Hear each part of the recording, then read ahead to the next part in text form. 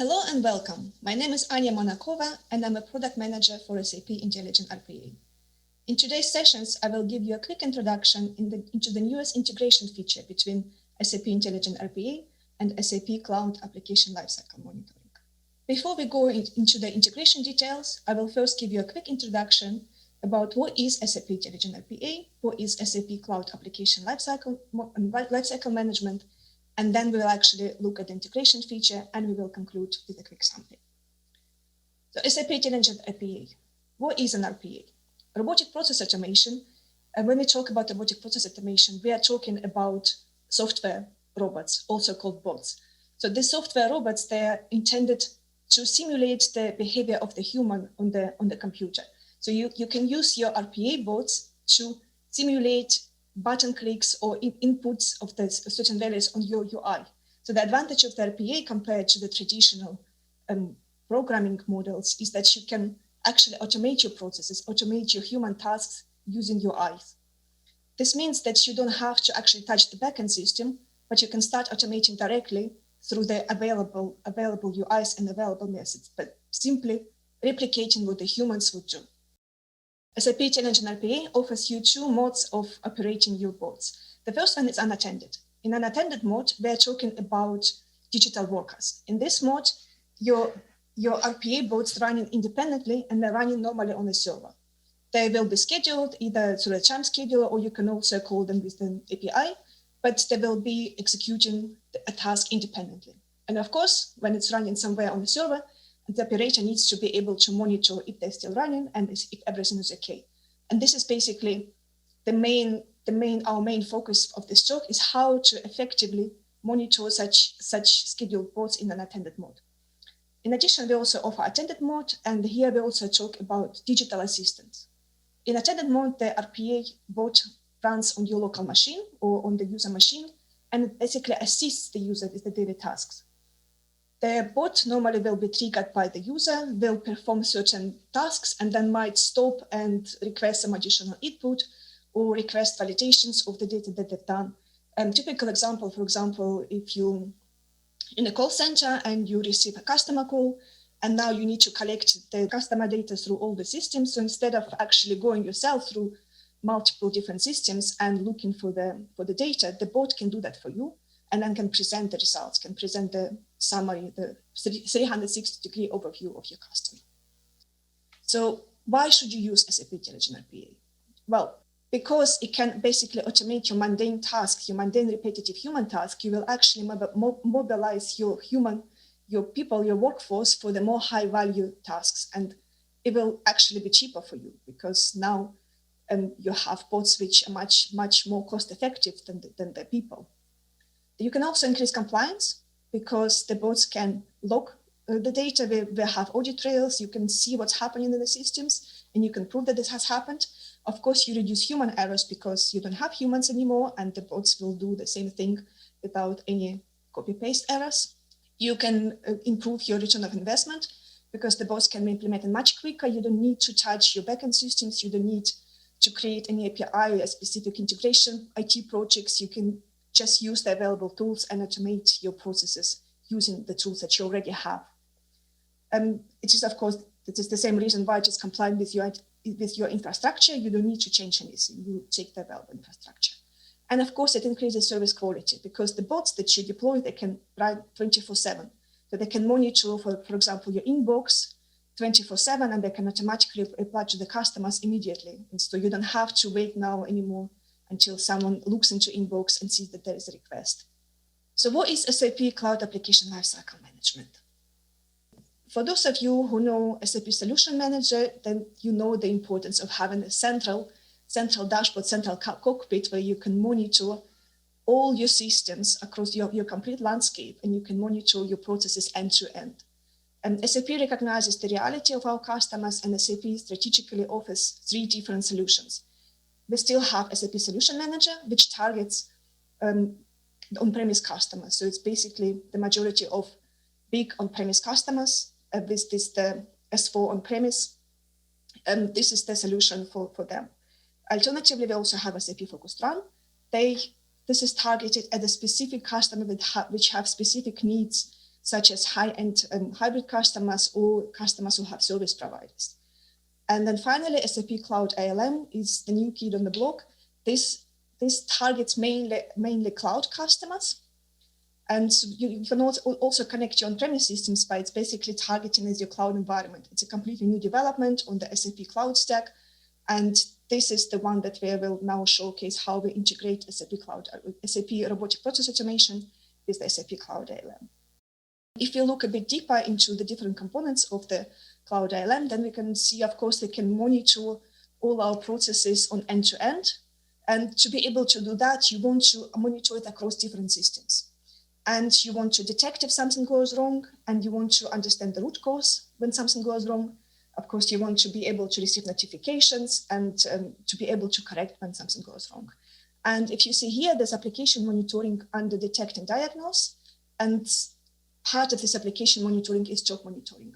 And this is where you want to have a central cockpit, central dashboard across all your job, across different applications. So you can have your S4 scheduled jobs that perform certain important functions, but you can also have RPA jobs that perform part of the process that belongs to cash, for example, or recruit to retire.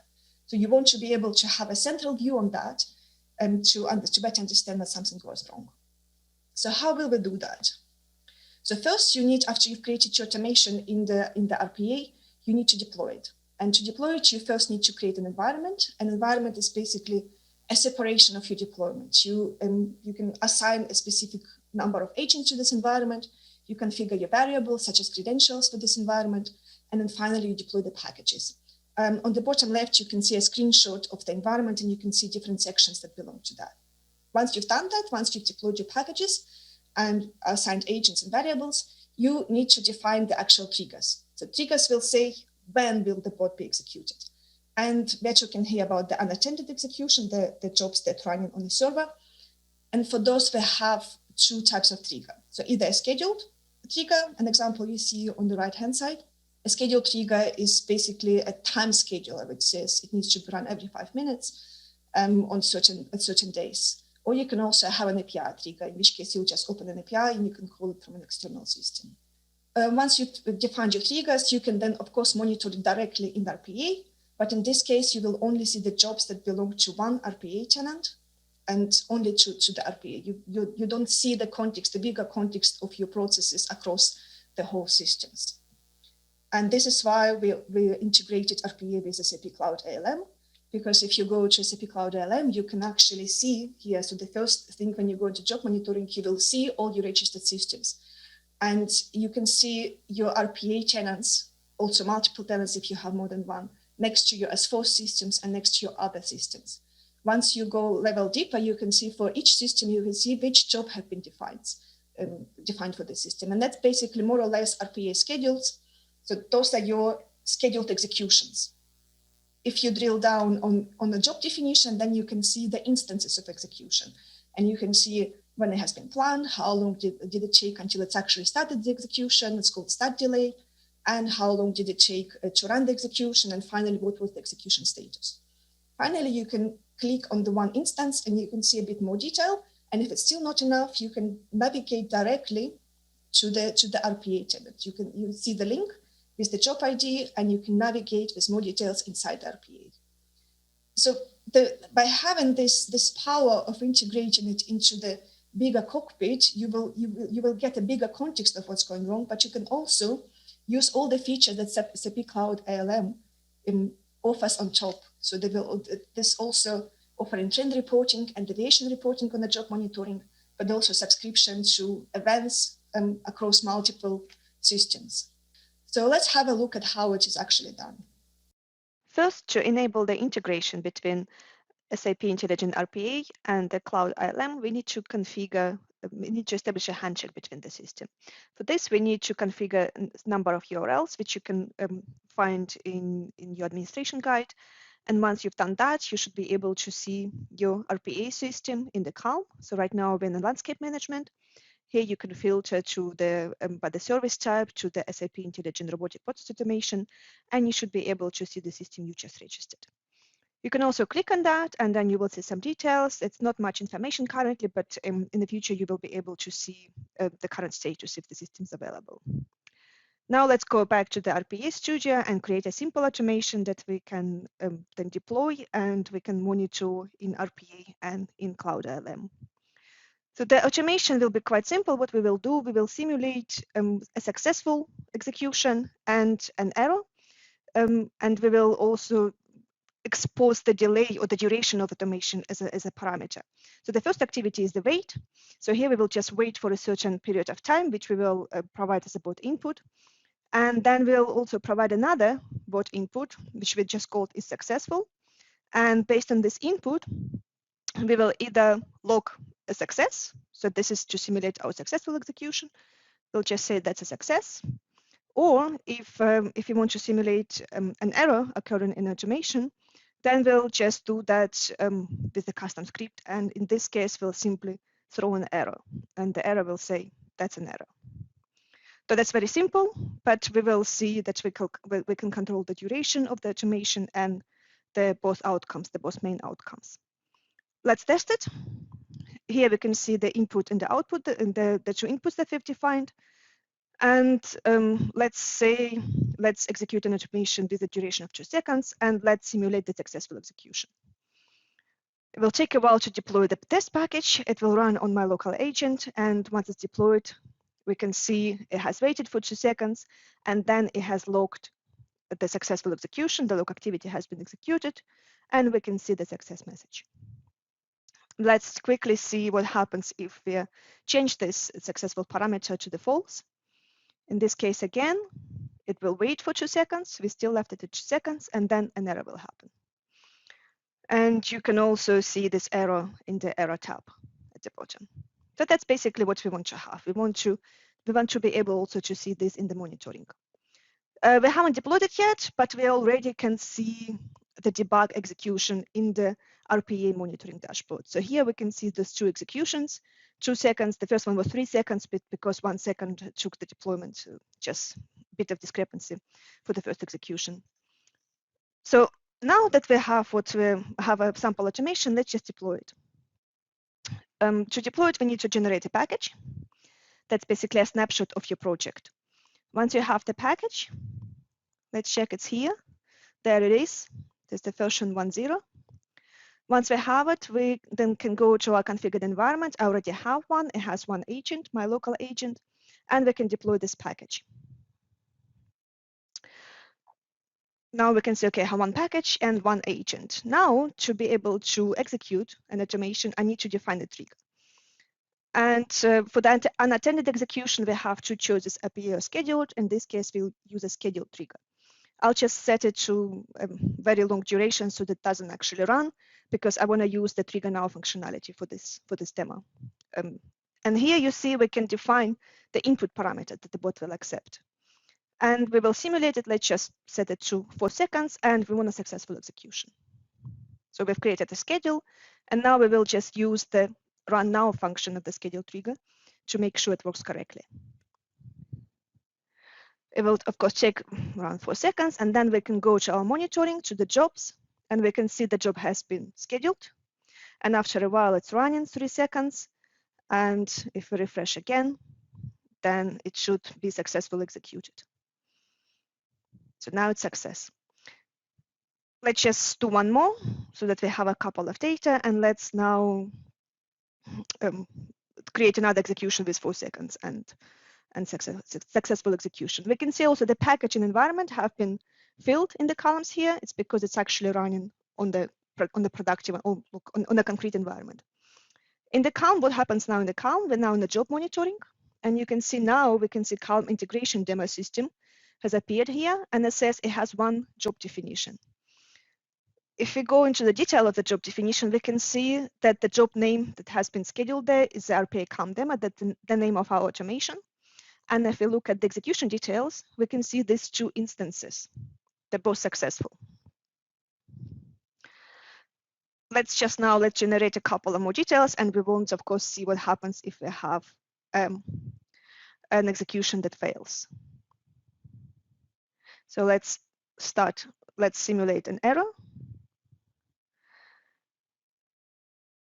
And we see after 5 seconds, we have a failed execution. And let's check back in Calm, and here we are. This has been automatically replicated to Calm. We can see also how long was the start delay and how long did it take to run the actual automation. And of course, if we want more details, we can here navigate to the job details in the RPA. And these are, of course, the same job details that you can find, you can navigate to directly from the RPA.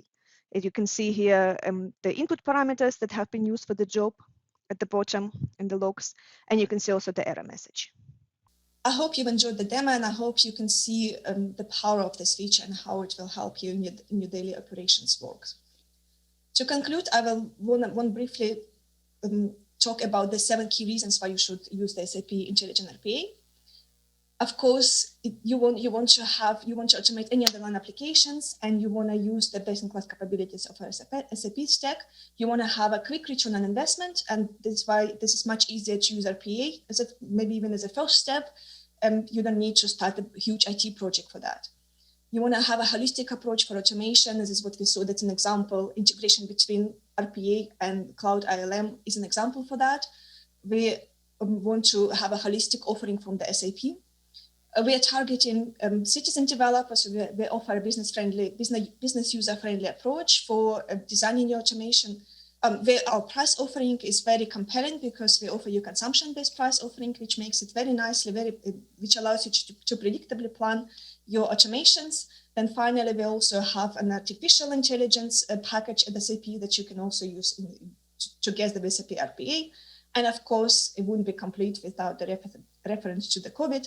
Especially in these times, RPA enables you to better work from home because you can run your bots maybe somewhere on the server, maybe somewhere closer to your applications, and this will help if your connection may be not as stable. You can outsource your work to your bots. I hope you enjoyed the session, and if you don't know SAP Intelligent RPA, please get started. Here are the links how you can access it. We have an SAP community, we have a trial account. Follow us on Twitter, on LinkedIn, and we have a YouTube channel. And if you want to know more, we have a couple of related SAP TechEd sessions that you can find here. Finally, you can continue your learning experience from SAP TechEd, and you can find information here. And thank you for attending this session. If you have any questions, you can contact us at rpa@sap.com.